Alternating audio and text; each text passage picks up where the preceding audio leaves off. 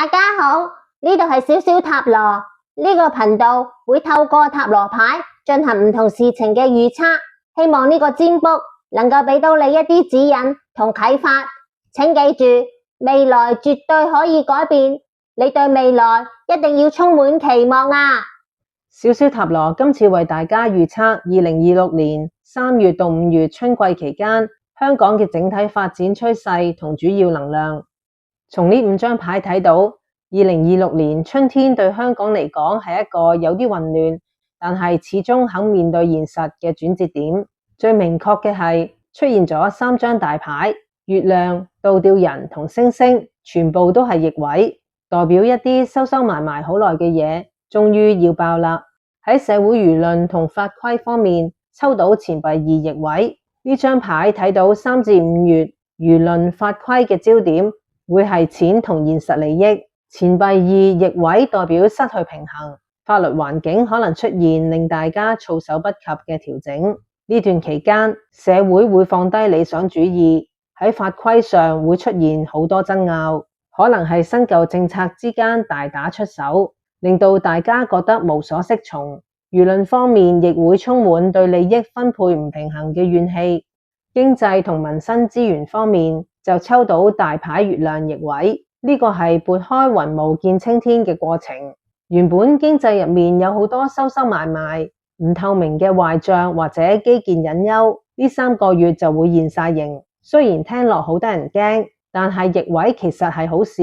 代表之前嗰種唔知幾時會爆煲嘅不安會消失，大家終於肯面對現實。財務嘅狀況未必會即刻好轉，但係至少大家唔使再估下，民生資源會由混亂慢慢走向透明化。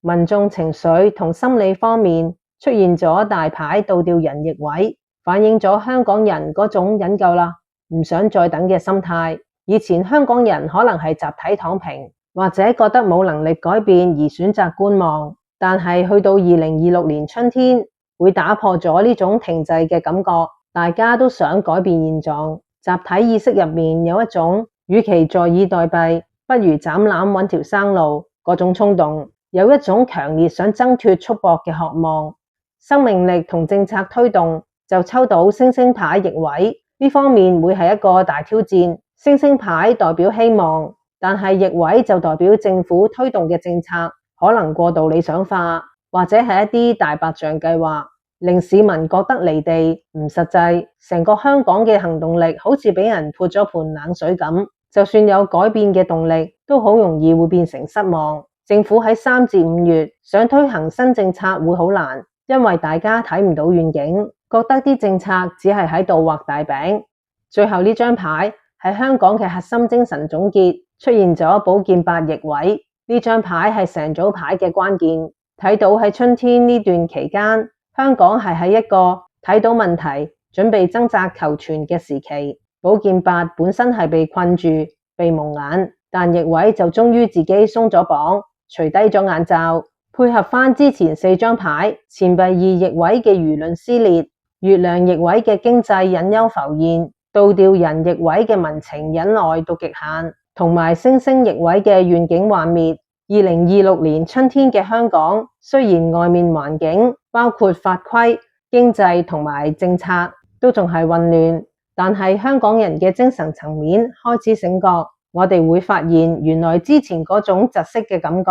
有部分其實係自己嚇自己。呢3個月係一個由自我受困到揾到出口嘅過程，雖然係困難，但係一個解開束縛嘅開始。以上就係2026年3月到5月期間香港嘅整體發展趨勢同主要能量預測。祝福香港2026年嘅春天有一個清醒嘅開始。如果你喜歡小小塔羅，歡迎你留言，而希望你俾個 like、subscribe、share， 多謝晒。